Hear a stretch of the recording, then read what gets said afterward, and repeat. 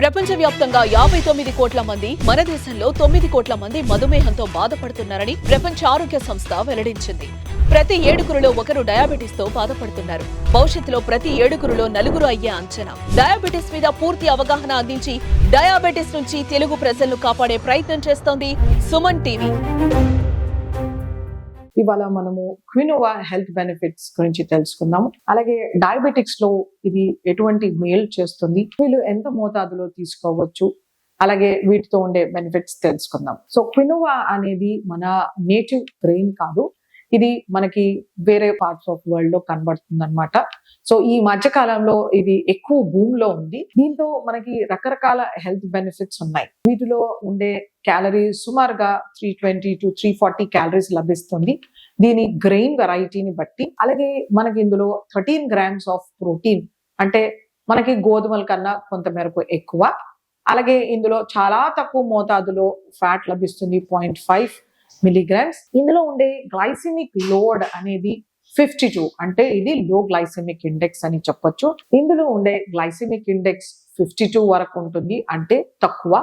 ఇందులో ఉండే glycemic load అనేది 13 ఉంటుంది, ఇది కూడా చాలా తక్కువ అని చెప్పొచ్చు. సో అందుచేతనే ఇది ఒక సేఫ్ ఫుడ్ ఫర్ డయాబెటిక్స్. ఇందులో multiple vitamins, minerals, antioxidants, fibre సమృద్ధిగా లభిస్తాయి. ఫైబర్ అనేది సుమారుగా మనకి 6 గ్రాములు లభిస్తుంది, అంటే ఇది చాలా ఎక్కువ మోతాదులో ఫైబర్ అని చెప్పొచ్చు. సో దీంట్లో ఎన్నో రకాల మనకి హెల్త్ బెనిఫిట్స్.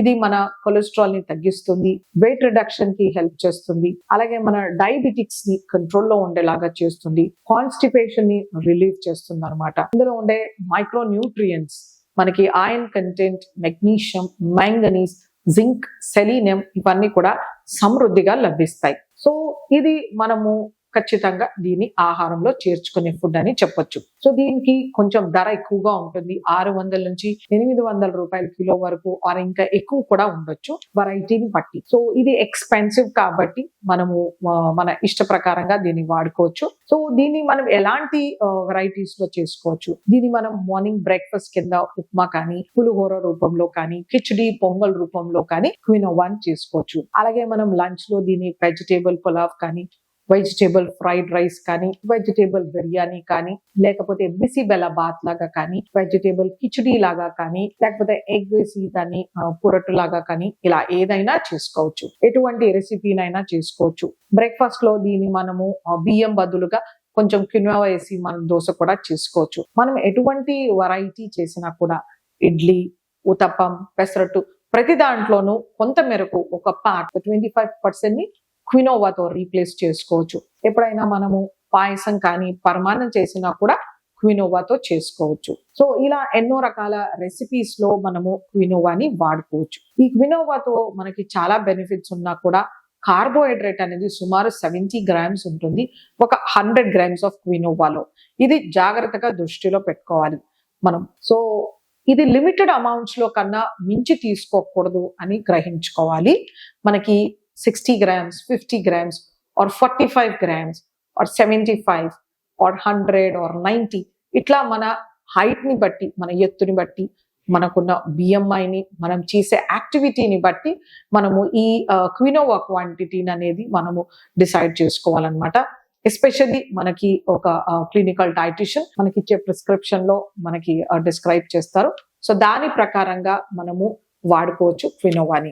దీంట్లో మనం మంచి సాలడ్ వెజిటేబుల్స్, కర్రీస్, దాల్, మజ్జిగ కానీ, రైతా కానీ తీసుకొని మనం మీల్లో చేసుకుంటే షుగర్స్ బాగా కంట్రోల్లో ఉంటాయి. ఎందుకంటే ఇది low glycaemic and low glycaemic load and index food కాబట్టి. సో ఇది డయాబెటిక్స్ కి చాలా మేలు చేస్తుంది.